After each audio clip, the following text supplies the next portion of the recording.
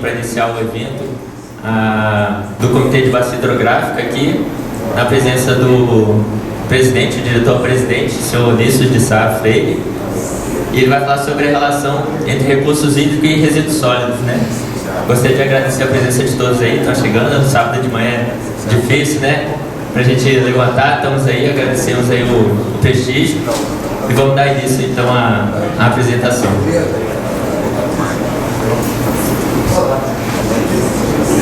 Queridos, muito bom dia.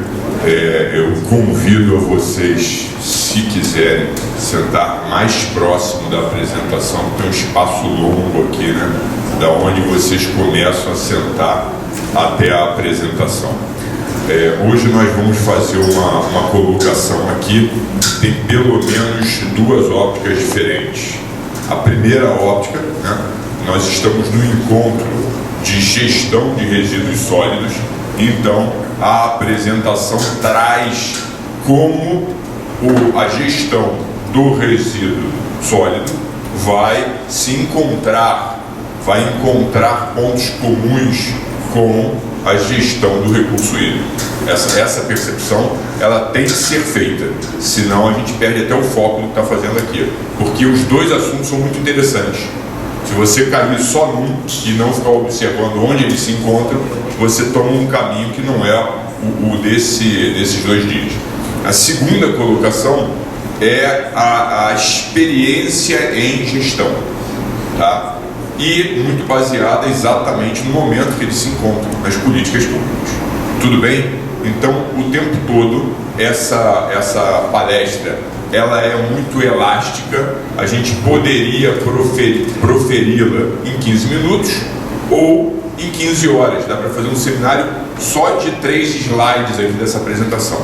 Então vocês, se sentirem necessidade, podem interromper, mas se não, eu vou tentar fazer um pouquinho mais curta, em vez de 50, 40 minutos, para a gente ter um pouquinho mais de tempo para discutir, para tirar dúvida, para trocar essa experiência de gestão, tá bom? Então, 2 focos, onde o sistema de resíduos sólidos e recursos hídricos se encontram em gestão e as experiências de gestão do recurso hídrico. Próximo slide, por favor.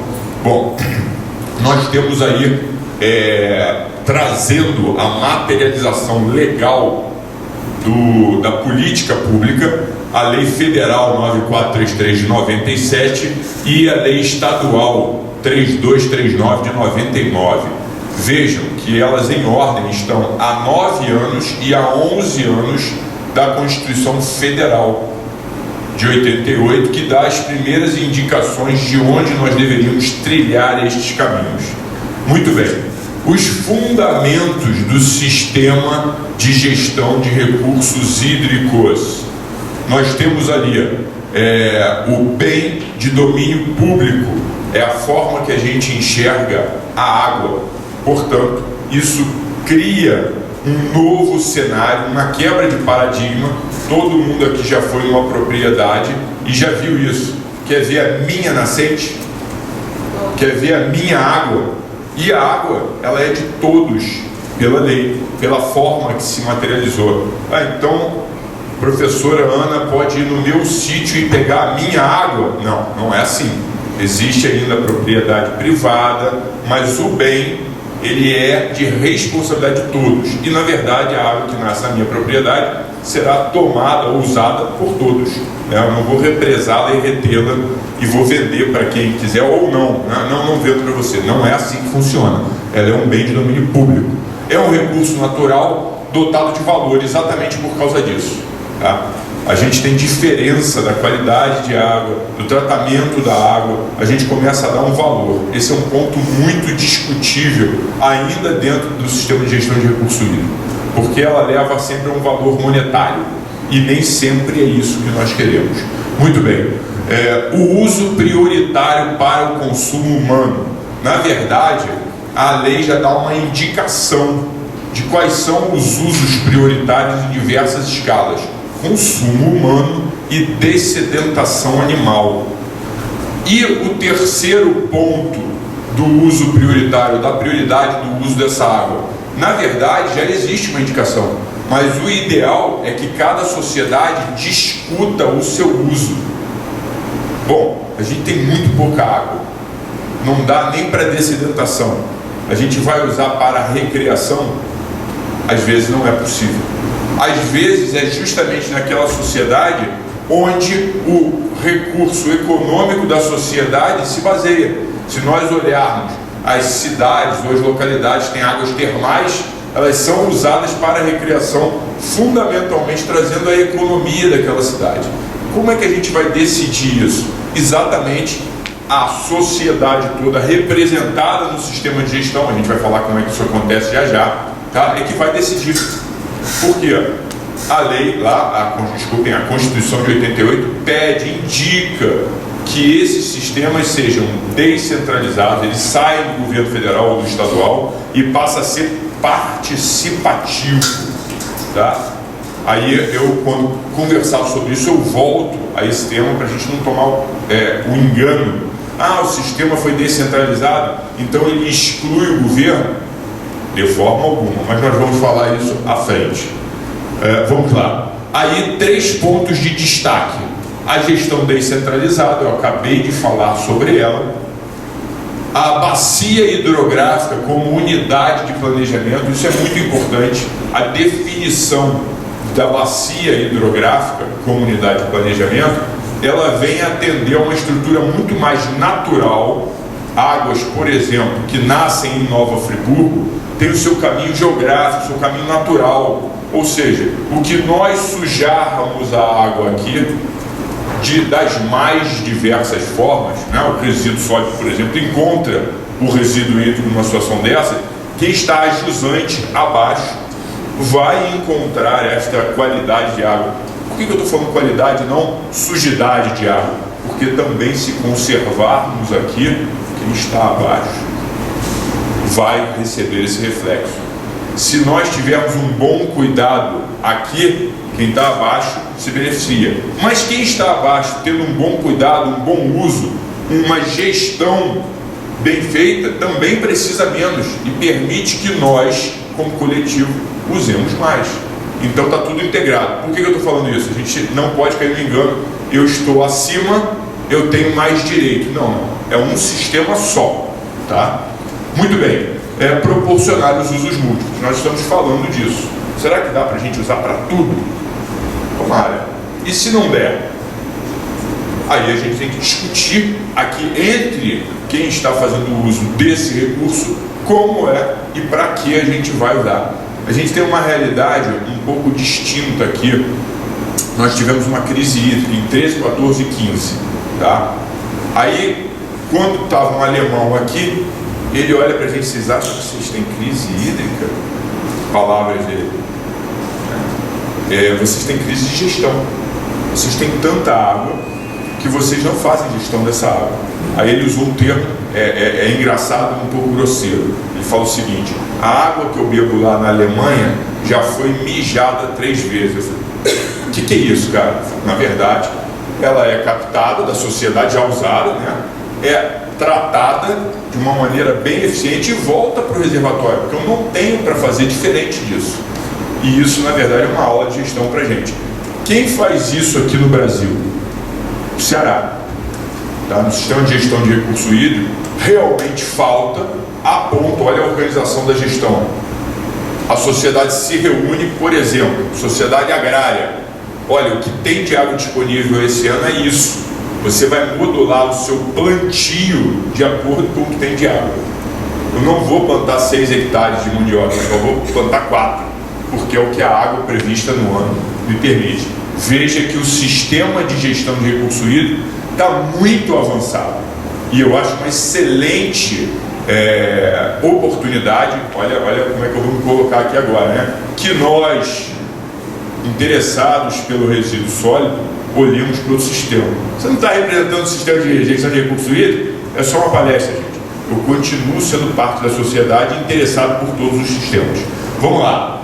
Qual é a lógica disso tudo? Garantir a segurança hídrica das bacias hidrográficas, água em quantidade e qualidade para todos. Esse é o objetivo. A gente nem sempre tira nota 10, mas o objetivo está ali muito bem definido. os instrumentos. Opa, a gente começou a falar de gestão, né? A gente tem instrumento para alcançar esses objetivos e esse princípio. O Sistema Nacional de Informação de Gestão de Recurso Hídrico, a cobrança. Todo mundo aqui paga a conta de água em casa? É isso que é cobrança? Não, tá? Na verdade, é a cobrança para quem toma água bruta. A concessionária de água, qual for ela, toma água bruta e paga por isso. Ele até te repassa na conta, mas ele está te vendendo já um produto elaborado. Infelizmente, a gente, quando olha para o preço da água, 8 centavos o metro cúbico, 1.000 litros, é muito barato, né? Então, por que você paga uma conta de R$150? Na verdade, o custo de tratamento, distribuição, está embutido aí a parte do esgoto. Já pagou esgoto na tua casa? Nunca, né? Não existe pagar esgoto ainda. Está embutido no custo da água, pelo menos deveria estar, é a lógica da coisa. A outorga ali é um instrumento de previsão do que se pode usar numa bacia de água. E aí a gente vai, às vezes, para uma microbacia, né? Quanto é produzido de água ali, quanto passa, 3 litros, 3 metros cúbicos, não importa a quantidade. Aí, nossa colega pede para usar, olha, eu tenho uma indústria e eu quero usar 1 litro por segundo. O André Borger pede também para usar para a criação de peixe dele, 1 litro por segundo. Mas peraí, só passar 3 litros por segundo nesse canal.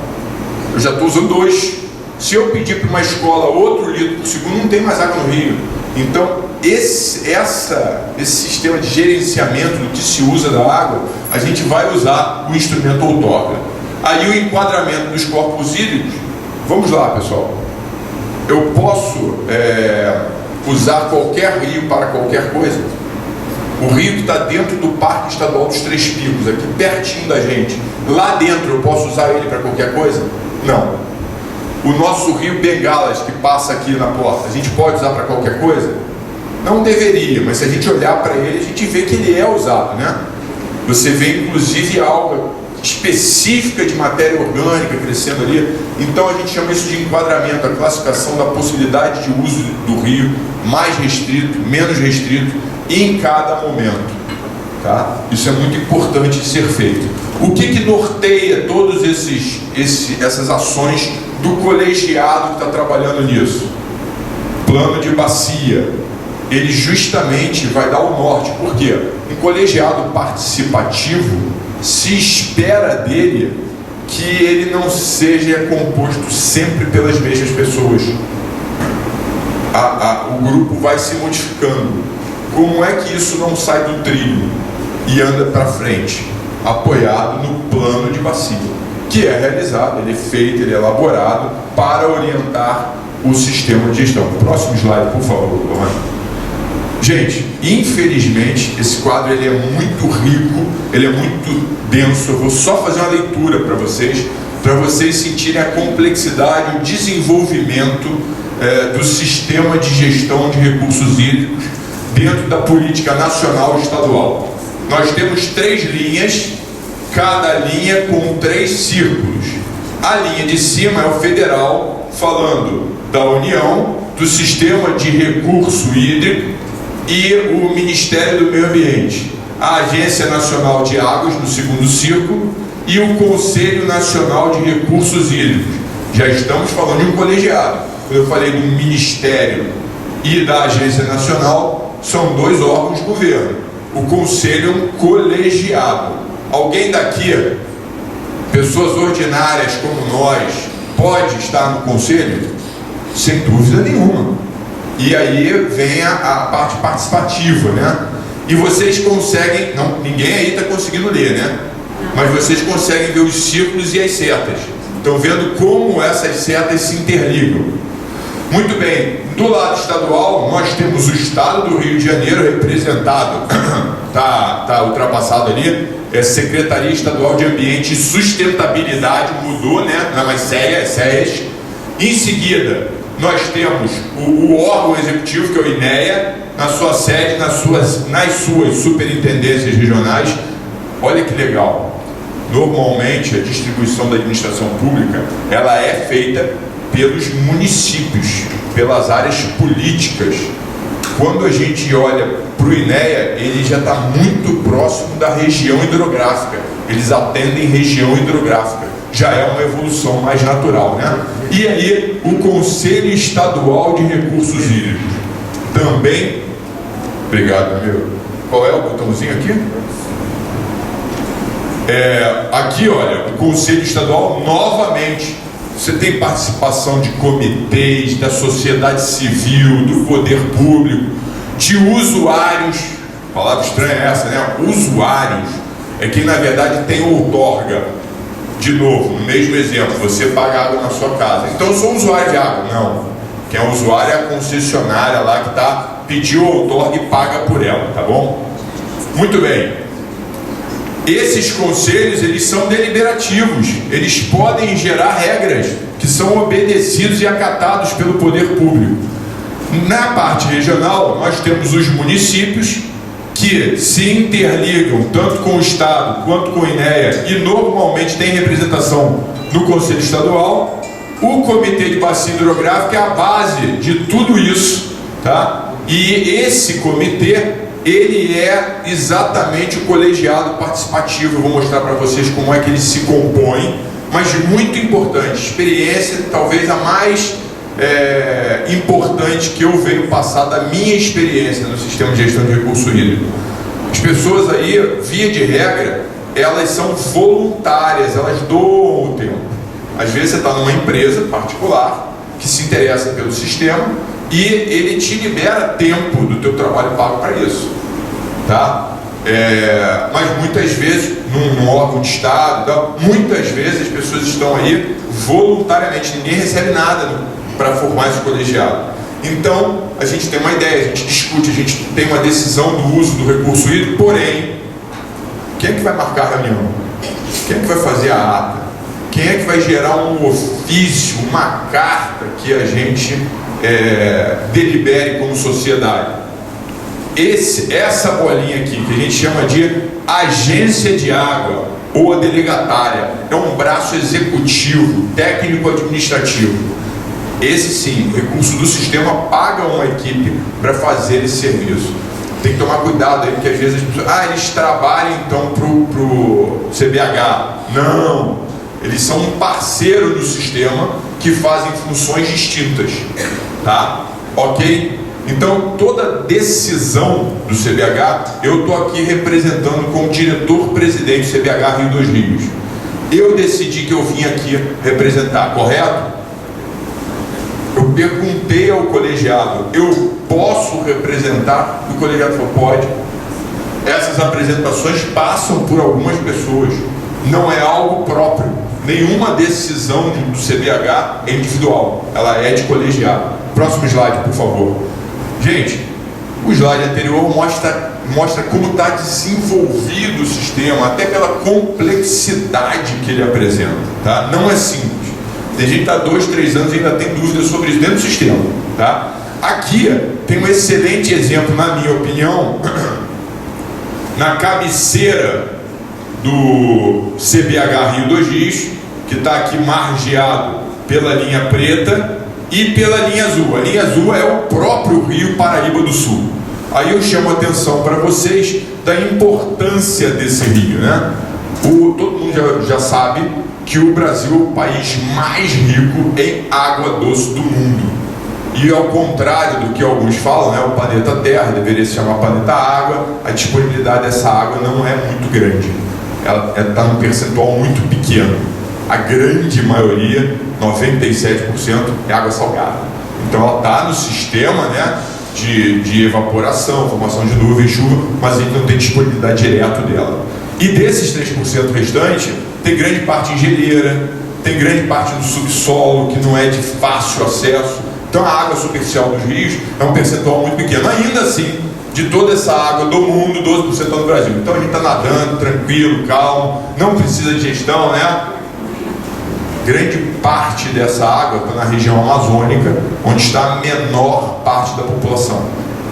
Aqui eu não recordo de cabeça, mas aqui no Sudeste parece que está 16% dessa água, e 60% da população, 40% da população. Ou seja, se a gente não fizer uma gestão muito bem feita, na crise que eu já citei, 13, 14 e 15, graças a essa gestão não teve uma briga mais séria entre Rio e São Paulo. Teve briga, mas não foi mais séria por causa disso, a gente conseguiu chegar a um bom termo. Aqui estão as nascentes maiores, né? Nova Friburgo e Duas Barras.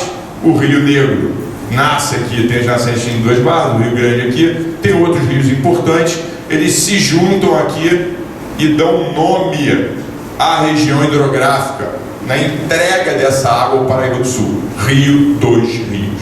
Então, todo mundo nessa área circunscrita aqui poderia participar do Comitê de Bacia Hidrográfica.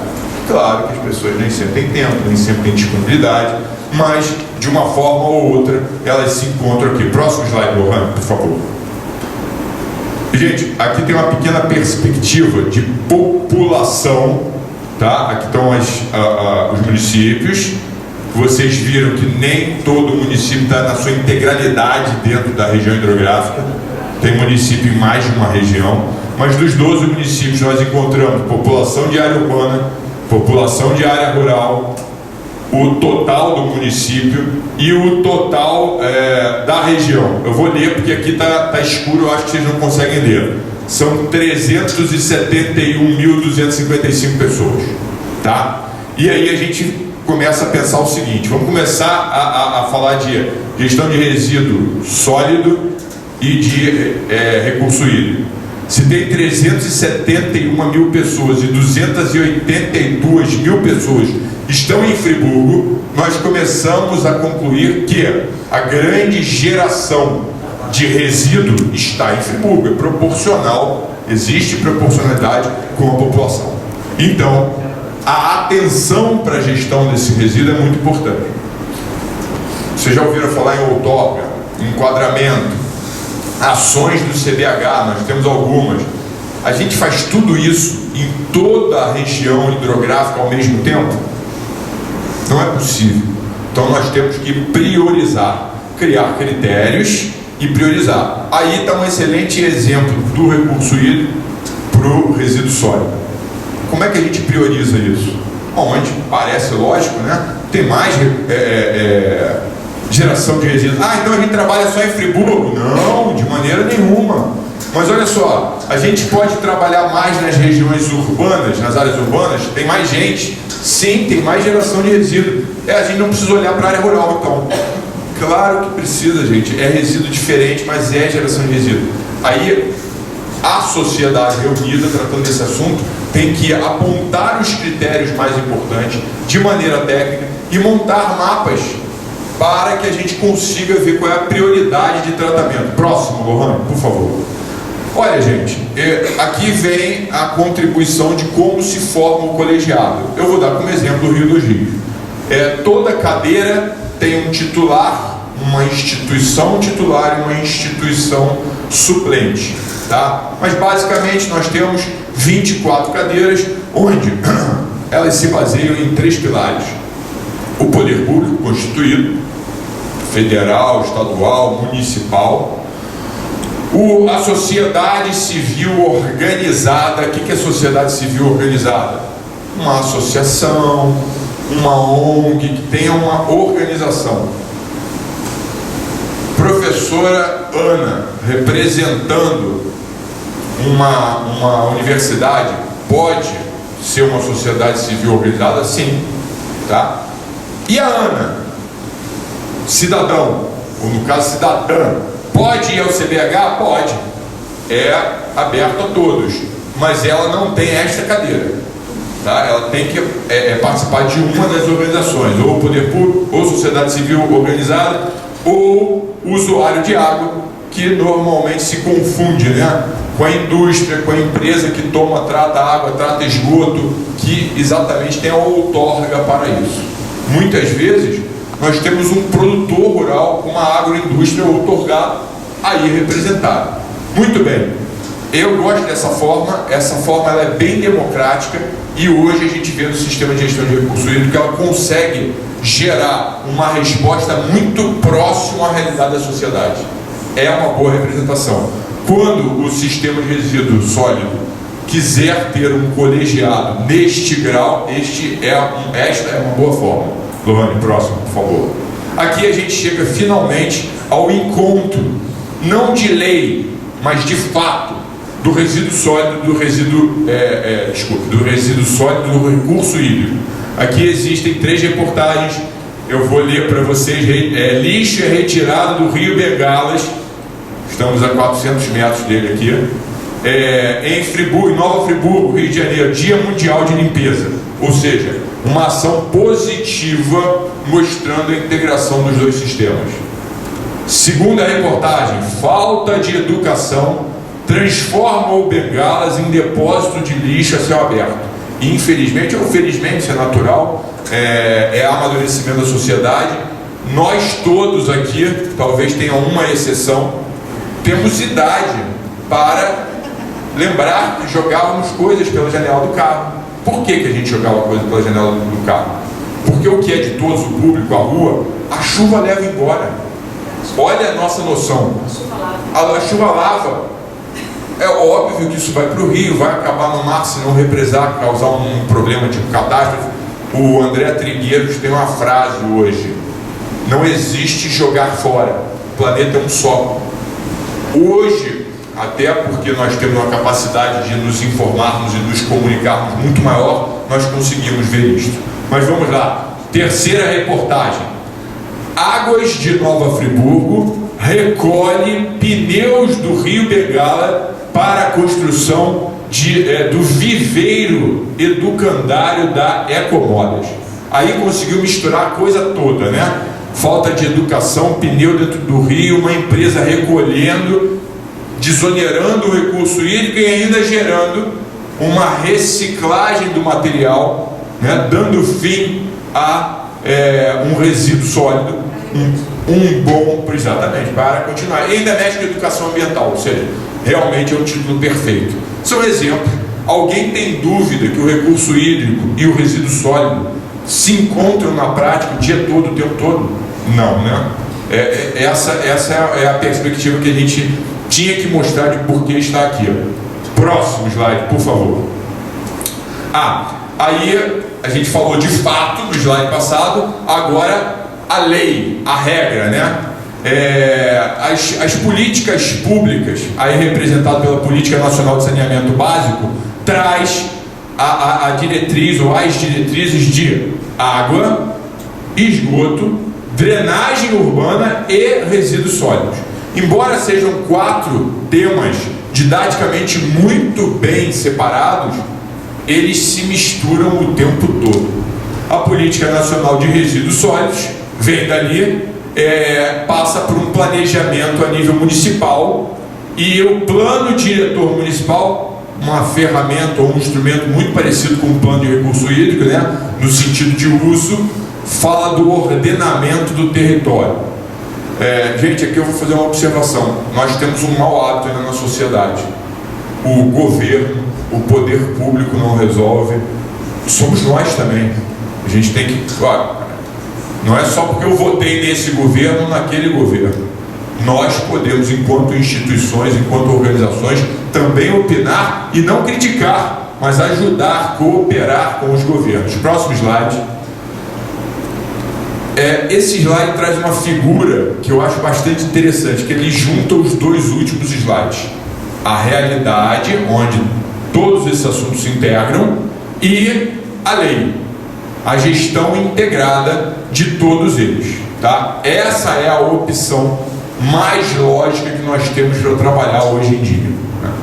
Quando vários representantes no CBH trazem assuntos diretamente ligados ao resíduo sólido, e hoje o CBH vem aqui representado para justamente fazer esta colocação junto ao sistema, a gestão do resíduo sólido. Próximo slide, por favor.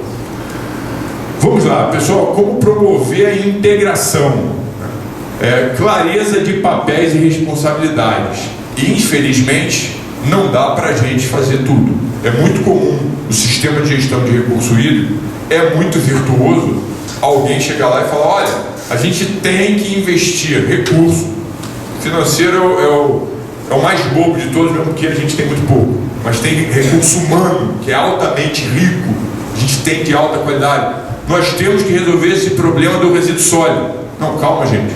Existe uma lei para isso, existe coletividade para isso. Dentro do recurso hídrico, nós temos prioridades. O que nós temos que enxergar é onde os sistemas se complementam, se sobrepõem, podem agir juntos e tornar o resultado mais eficiente possível, tá? O apoio aos municípios na elaboração de implementação dos planos de gestão de resíduo sólido. Para isso, você não falou que vocês do recurso hídrico atuam por região hidrográfica? Sim, porém, no resíduo sólido a determinação é outra. Então não dá para a gente conversar, correto? Não, claro que não. A gente conversa muito. Vou dar um exemplo aqui. Por lei, uma parte do recurso da região hidrográfica recolhida e gerida pelo Comitê de Bacia Hidrográfica tem que ser usado em coleta e tratamento de esgoto. Quanto é que custa num município você fazer uma atividade dessa? 20 milhões. Ok. Quanto que o comitê consegue arrecadar por ano? 1 milhão. Cara, vocês não vão fazer nada. Vamos. Olha que interessante para esse ponto aí, apoio aos municípios na elaboração e implementação dos planos. Gente, isso é um exemplo do recurso hídrico, não é para resíduo sólido, é para a gente transportar para esse tema, tá? O comitê, a coletividade decidiu custear para os municípios, principalmente reconhecendo que muitas vezes o município é pobre de recurso humano, o plano executivo de coleta e tratamento de esgoto, por exemplo. O que é o plano executivo? É um estudo, é um caderno. Quanto custa? 200 mil. Isso o comitê consegue pagar, não vai ser para todo mundo ao mesmo tempo, mas a gente vai priorizando, vai abrindo edital público para ser lícito o processo. Bom, agora o município tem um caderno executivo, né, para isso. Apoio técnico do CBH, da delegatária, fazem com que ele consiga participar de um edital com recurso federal. Opa, recurso federal normalmente é maior do que o estadual, do que o municipal. Apoio técnico dado, a gente ainda conseguiu prover uma contrapartida de 10%. E aí o município da região conseguiu alcançar no edital para a construção de sua rede de coleta e sua unidade de tratamento de esgoto na ordem de 15 milhões. Tem uma técnica que trabalha com a gente que chama isso de dinheiro sementinha, né? Você planta 200 mil num projeto e chega a trazer 15 milhões. Esse processo que eu falei aqui, ele pode ser imitado na área de implementação dos planos de apoio municipal à elaboração desses planos, tá? É só uma ideia, uma experiência.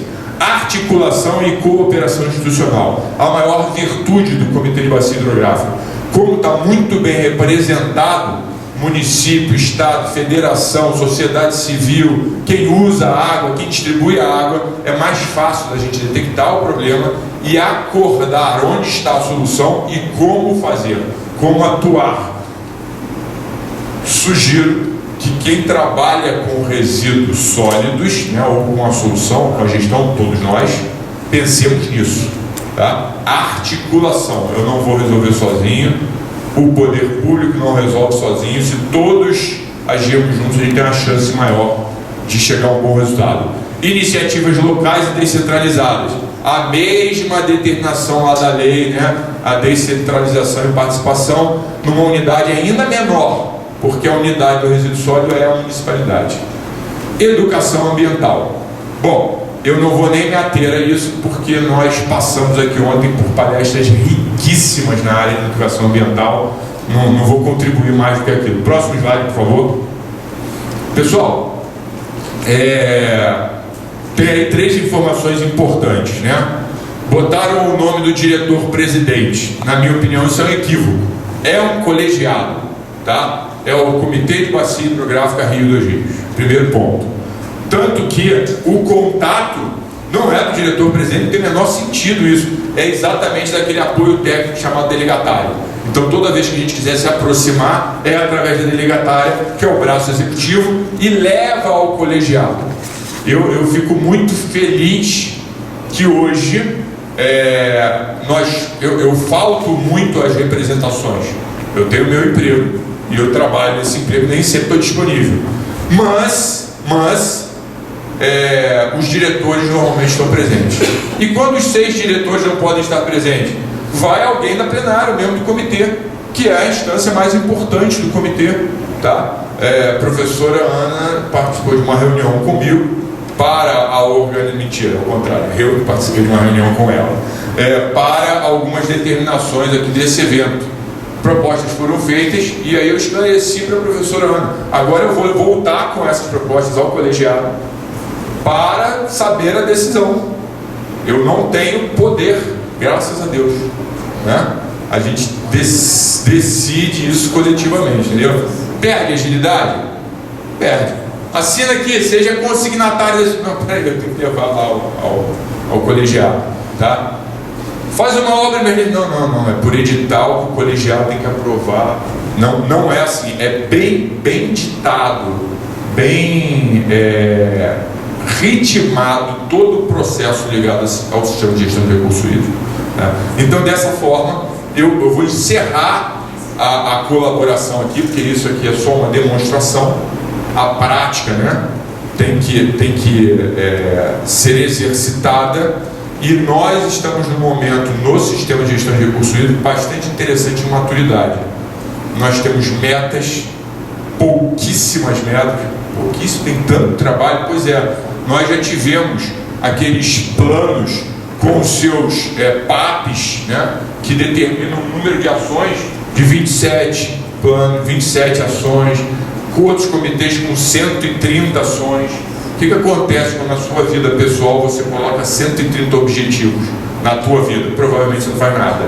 Então hoje, no momento de maturidade, a gente tem 3, 4, escolhe uma delas como mais importante para ser mensurado, acompanhado. Então fica aqui a sugestão final para a gestão do recurso hídrico: priorizar as metas, escolher pouquíssimas que causem realmente impacto relevante para a nossa sociedade, escolher uma para mensurar. Se nós pensarmos em fazer um evento número 2 ano que vem, que a gente consiga ter essas metas até lá, o apontamento, quem vai fazer, que coletividade vai cooperar, como é que a gente vai mensurar isso. Isso é muito importante.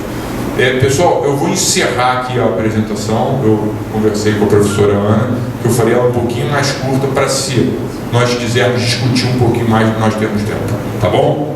Encerro e passo a palavra para vocês.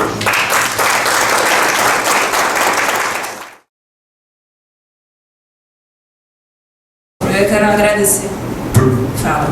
Desculpa a deselegância, professora Ana. O André Borja, que é o gestor do braço executivo, lembrou algo muito importante. Nós estamos no CBH Rio dos Rios, na 7ª região hidrográfica do estado do Rio de Janeiro, mas também compomos, vocês viram que a gente entrega para um rio federal, tem vários estados, um outro comitê maior, que é um comitê federal, que é o Comitê de Integração do Rio Paraíba do Sul. Aí lembrou, esse comitê maior, ele já financiou projetos de plano de resíduo sólido para municípios. Tá? Ele se interessou vendo que tinha um impacto grande e um ganho para o resíduo hídrico. E o André, cuidando sempre de mim, viu que eu esqueci de falar isso, ele me alertou. Agora, professora, por favor. Primeiro eu quero agradecer a excelente apresentação, porque, como você falou, quem está dentro do comitê às vezes não entende, né? E para a gente, eu conheço o André há algum tempo. Ele já fez algumas palestras exatamente lá na UERJ, justamente por conta disso, para que a gente possa divulgar a informação, para que a gente possa divulgar que a gente tem alguém que cuide dos nossos recursos hídricos. E é sempre esclarecedor, tá? Para mim, e acho que para muitos. Tem alguns alunos meus hoje aí, parte do que você falou, principalmente lá nas prioridades. Primeiro, a questão da gente também não ter a prática de ler as leis, né? Primeiro, saber que elas existem, não são leis novas, são leis antigas, e entender a lei. Então, assim, a gente dá aula ali na UERJ para engenheiros, engenharia mecânica e engenharia da computação. E eles, nas minhas aulas de ciência do ambiente, estão lendo as leis. Por quê? ali a gente começa a entender quais são as diretrizes, para que aquela lei está sendo feita, quais são os instrumentos, né, quais são as prioridades. Então já está tudo escrito. O que a gente tem que fazer é ler e tentar começar a entender e executar, né?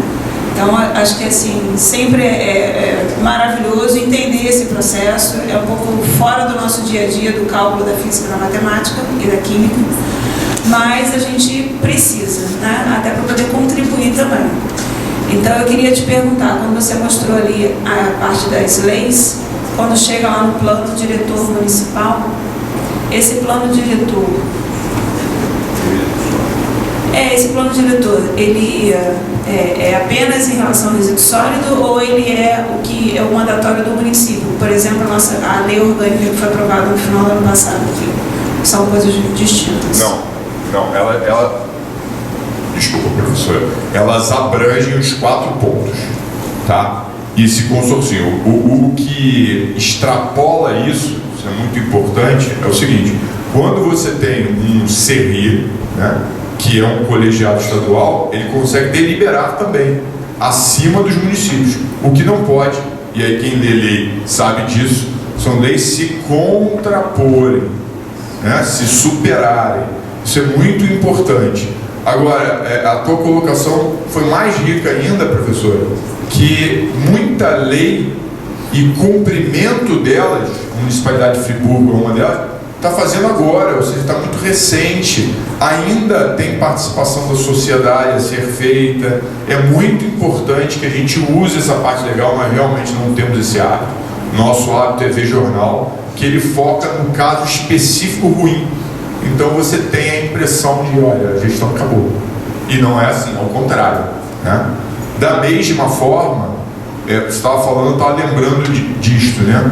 Muitas vezes nós temos um sistema legal de gestão pública participativa, a gente vota no legislativo, né? E o legislativo representa a sociedade, então o legislador eleito, ele entende de tudo, correto? Claro que não, ele é um representante da sociedade como nós, e ele tem que ser muitas vezes subsidiado de informação pelo público. Olha, a gente se interessa por gestão de resíduo sólido. Identifica o legislador municipal que tem mais aderência ao grupo. Traz o plano, a parte técnica. Muitas vezes não há recurso nem para o legislador contratar a parte técnica, para que ele elabore leis, obedecendo as diretrizes lá de recurso hídrico, saneamento, drenagem, resíduo sólido, que o município tem que fazer, tem que cumprir, tem que abordar. E aí, imagina, o município está fazendo isso. Ele vai abordar na lei a parte de recurso hídrico. Ele não vai conversar com o CBH, ele não vai conversar com o CERRI, ele não vai conversar com CEAS e INEA. Também tem que fazer, né? Mas tem que abordar, respondendo a tua pergunta, tem que abordar todas essas partes. Tá bom? Obrigada.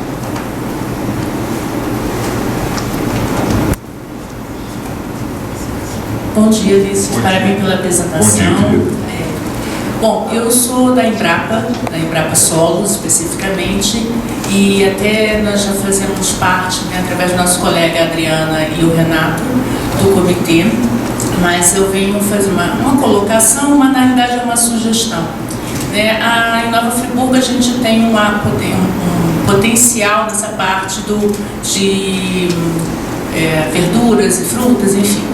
E pelos trabalhos que a Embrapa tem desenvolvido aqui, a gente percebe que em vários casos o solo está sendo sobrecarregado e por conta disso, e a consequência disso muitas vezes é a contaminação de determinadas áreas em torno de microbacias, enfim. Então, é uma sugestão, no caso de reforçar essa vinculação, uma vez que sendo sistêmico, o solo e a água como uma condição de qualidade da água, e também saber qual a perspectiva que vocês têm nessa parceria, vamos dizer que é um trio, solo, água e a própria natureza, porque eu acho que é uma coisa que você não dá para desassociar. Então, eu queria saber com você qual é a sua opinião ou sua sugestão para que a gente aproxime mais esse tema, solo e água dentro do comitê. Obrigada.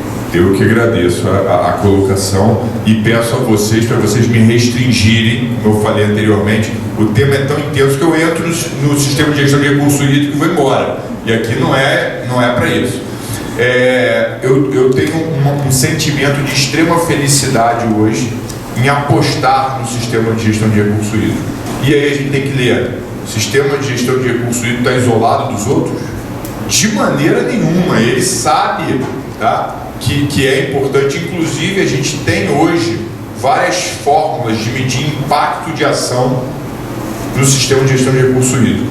No final das contas, o que a gente usa com maior proeficiência é carregamento de sedimento.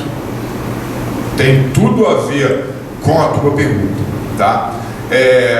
O sistema de gestão de recurso hídrico se encontra no momento de maior maturidade. Ele já consegue priorizar o que deve fazer dentro de estudos técnicos. Isso é muito importante. E quando a gente tem, não estou falando mal do sistema participativo não, hein, pessoal? É um fato. Quando nós nos encontramos 10 pessoas para decidir um tema, cada um traz uma visão e uma verdade. Se eu pedir para o meu amigo, fala para você o que é o sistema de gestão de resíduo sólido, vai ser a tua visão, viciado no teu emprego. A professora Ana falou um negócio muito legal. Eu dou aula para engenheiros. Então a visão do engenheiro é matemática, é física, não é lei. E isso é um equívoco, a gente tem que aumentar essa visão. Feito isso, nós priorizamos tecnicamente. Se priorizamos tecnicamente, nós já reconhecemos a importância da agropecuária em Nova Friburgo e tudo que está ligado a ele. Conhecemos de tal maneira que procuramos o CBH vizinho, Piabanha, todo mundo conhece. Como é que esses CBHs se ligam? Pela Terefri, que ela toda tem esse potencial agropecuário. Quando acaba o município, não muda a forma, continua, tá? E o outro, o CBH falou, a gente tem uma percepção muito parecida com a de vocês dessa região. Então, como é que o CBH enxerga isso? Que ele, tendo essa região produtora agropecuária, com todos os seus hábitos, também muito importante para a recarga hídrica da região, que o CBH vai investir em boas práticas, em educação ambiental. Essas boas práticas, né, elas tratam do menor uso de insumos, da maior produtividade. Gente, a gente não pode pensar uma lógica matemática que é irrevogável. Se nós não tivermos nessa região mais ninguém, nenhum humano produzindo nada, não tem poluição, não tem resíduo sólido. Mas não é o nosso objetivo. A gente quer, na verdade, que a nossa sociedade agropecuária, agrícola, produza muito e produza bem, ambientalmente, falando de resíduo sólido, falando de gestão de recurso hídrico, falando de área de drenagem. Se eu ocupar uma área de drenagem equivocadamente, eu vou perder minha produção. Eu não vou fazer com que ela tenha a função ambiental que ela tem. A gente fala em serviço ambiental e lembra de PSA, pagamento de serviço ambiental. Espera aí, gente, antes vamos falar de serviço ambiental. O que é um serviço ambiental? O não uso de um produto que pode gerar pode, né? Então a gente tem essa preocupação, já atua nisso, tem programa para isso, tem projeto para isso e empenho. Você já viu que o recurso financeiro do sistema ele é muito fraco, mas a gente tem empenho de recurso humano de alta qualidade, tá? Essa é a nossa perspectiva. Você falando do Renato e da Adriana, me ocorreu uma outra coisa. Vamos para a próxima pergunta. Quando terminar as perguntas, eu quero falar sobre isso. Posso falar agora, então? Ninguém mais se levantou. Eu já tinha visto a Adriana entrar, não estou vendo a Adriana agora. O Alexandre está ali atrás, está ali, veio.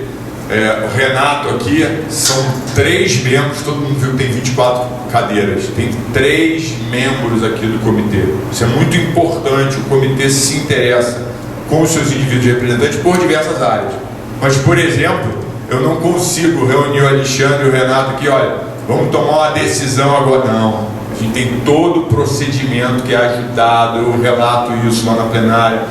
Alexandre vai e complementa, o Renato dá uma ideia técnica. Muito importante é a participação da Embrapa na Câmara Técnica do CBH, que acaba respaldando muita discussão em plenária. Tá? A gente tem isso. Não, só para falar que faz parte da associação. Tentei falar rápido. Não foi possível você passar discretamente. Vai lá. Isso é trote, entregar o desligado é trote. Faço parte da AMA Lumiar, que é a Associação de Moradores e Amigos de Lumiar, e nós temos uma cadeira no Comitê de Bacias Macaé e das Ostras. A gente conseguiu aprovar 2 projetos esse ano, um pela Associação de Lumiar e outro pela de São Pedro. Um foi de ordenamento turístico e outro de educação ambiental, que está ainda nos trâmites finais, mas parece que já está bem encaminhado, e não tenho certeza se um de agricultura, pela Casa dos Saberes. Só para falar isso, que a AMA Lumiar tem mais um integrante, de alguma forma, né, por fazer parte, que faz parte de um outro comitê, quer dizer, um outro comitê que chama por Isso. Macaé. Na verdade, essa contribuição é riquíssima. Você fez 3 ou 4 contribuições, né? Falei do Sanglar e do Renato, então somos um trio aqui na representação do CBH Rio 2 Rios, mas os outros membros dos outros CBHs participam frequentemente.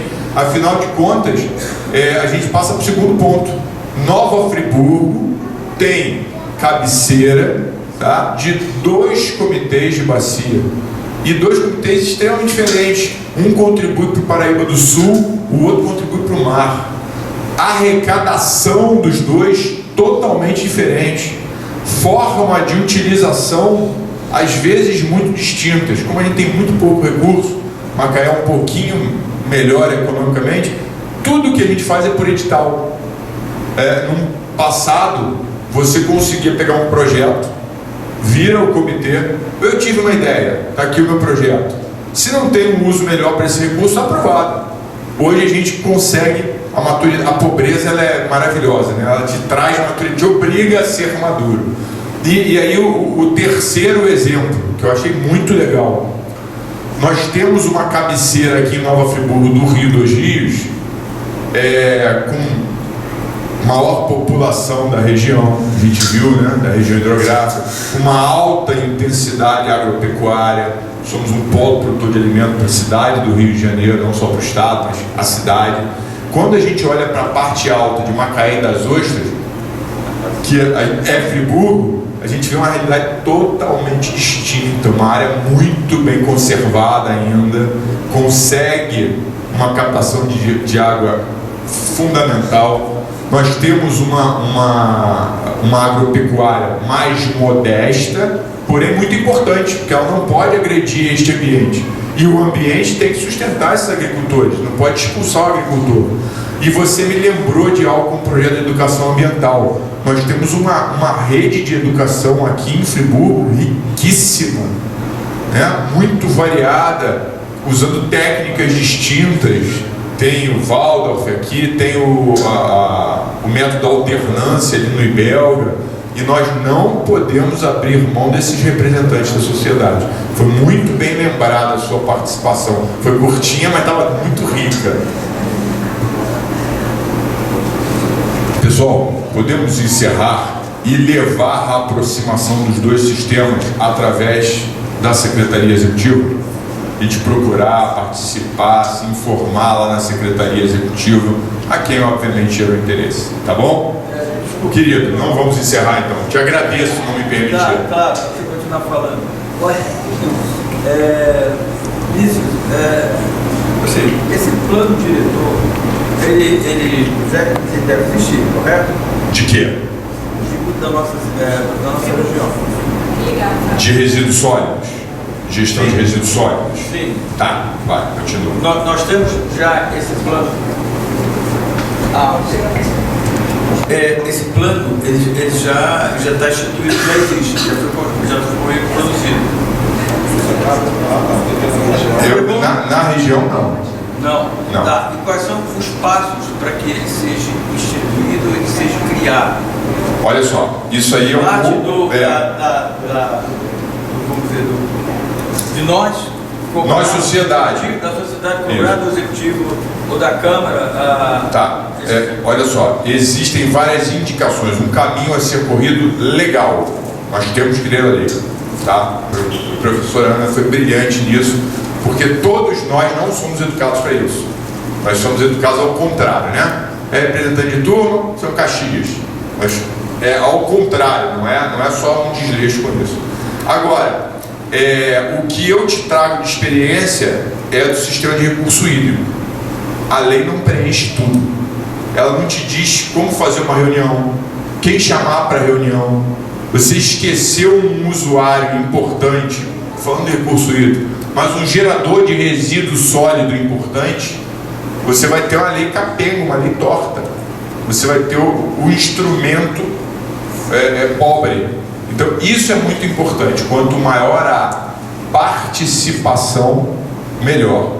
Aí a gente tem que pensar, gente, que esse evento daqui é muito virtuoso. Todo mundo sabe que a lei está em processo, que a gente tem que fazer. Várias pessoas de áreas distintas estão em Nova Friburgo e na região. Quando nós nos reunimos para fazer isso? Esse evento aqui é muito importante. Ontem à noite eu encontrei a Silvia e a mãe dela. E as duas estavam falando da riqueza que não estava previsto no evento, da troca, da rede de informações. O que eu acho que a gente tem que evoluir, eu penso que a gente tem que evoluir o seguinte, é institucionalizar. Quando a gente faz o fechamento do evento, que a gente gera uma carta, por exemplo, a gente ali colocar uma data e um local, dia. Literalmente, gente, vou falar de uma maneira estranha, reunião, de nós nos unirmos novamente, esse grupo aqui, para falar, obviamente, ao mesmo tempo, tá? O que a gente espera? A tua pergunta foi, o que a gente espera agora? E agora? O que a gente vai fazer? Isso é um negócio que a gente podia ver. Olha, quais são as metas principais? Quais são os estudos? Podemos nos reunir em 3 meses com todo mundo já tendo lido a lei? Infelizmente a gente vem para cá, a gente como aluno vai para a aula da professora Ana, e ela passou o dever de casa, mas a gente foi ver Netflix. Então essa a tua pergunta não é uma pergunta, é uma meta. O que a gente pode fazer agora? Vamos ler a lei, vamos ver o que foi feito, o que não foi feito, e quem vai se reunir, o que pode fazer. Eu tenho que fazer uma lei. Não, peraí. Eu posso apoiar um legislador, eu posso falar com um secretário, mas eu não posso chegar lá no legislativo, aprova a lei que eu fiz em casa, tá? Papel de pão ainda. Não pode. Mas tem o que a gente pode, né? Fala. Ok, continuando do mesmo tema da lei, porque o que a gente verifica é o seguinte, isso é de maneira generalizada, a nível municipal, estadual, legislativo, o pessoal que quer aparecer vai lá e vota a lei. Olha, eu votei a lei tal. Acontece o seguinte, na maioria das vezes, essas leis precisam ser regulamentadas. Aquilo que você mencionou na tua fala aí, quantas pessoas constituem determinado setor.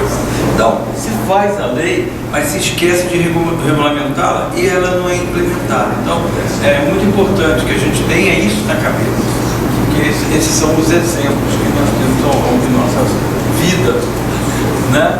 Muito bem lembrado, né? A gente tem uma série de instruções normativas que regulamentam leis, que você vai ver a data da lei e da instrução, e tem diferença de 10 anos.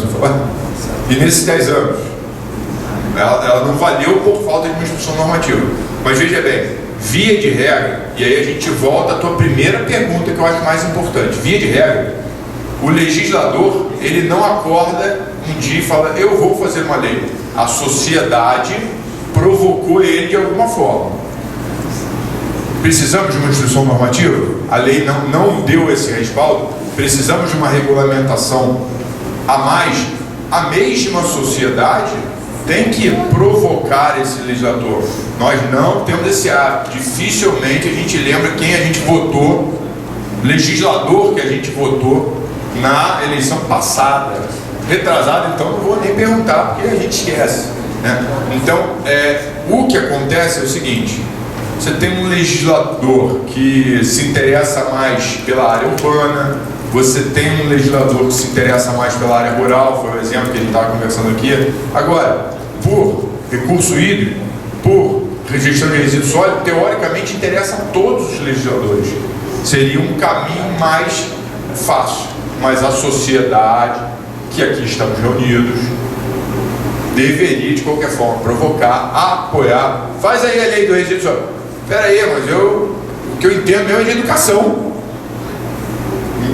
Tem que ajudar, tem que colocar para que a gente consiga progredir.